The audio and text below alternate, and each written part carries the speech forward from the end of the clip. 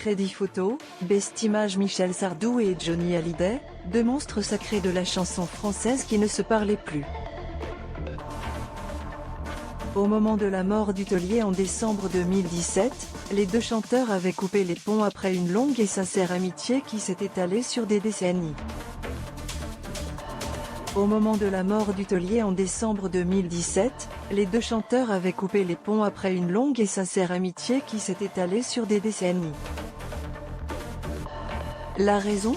Une plaisanterie de Michel Sardou lors d'un concert au milieu des années 2000. Et puis on s'est fâché.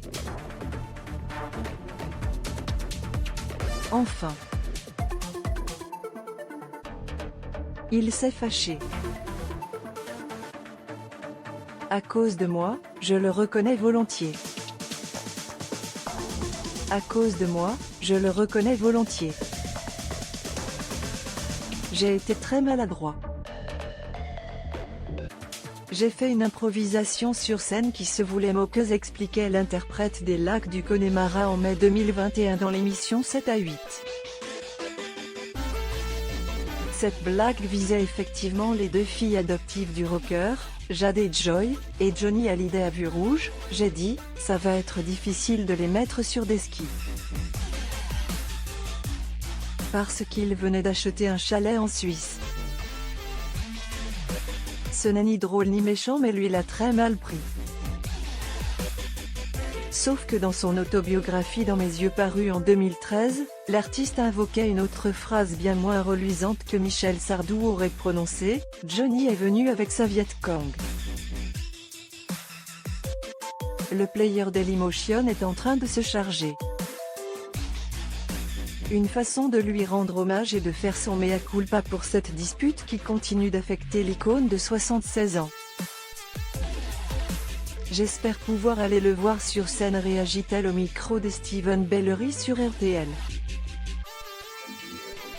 À lire, Michel Sardou, des t-shirts On ne touche pas au Connemara sur sa tournée. Il ne pardonnait pas facilement maman attentive. Laetitia Hallyday n'a jamais voulu se mêler de cette discorde entre Johnny Hallyday et Michel Sardou. Ils avaient des différends tous les deux.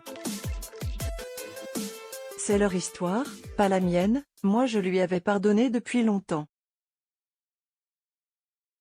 C'est leur histoire, pas la mienne, moi je lui avais pardonné depuis longtemps. Pardon est essentiel, confie-t-elle, reconnaissant que Johnny était quelqu'un de très rancunier, il ne pardonnait pas facilement.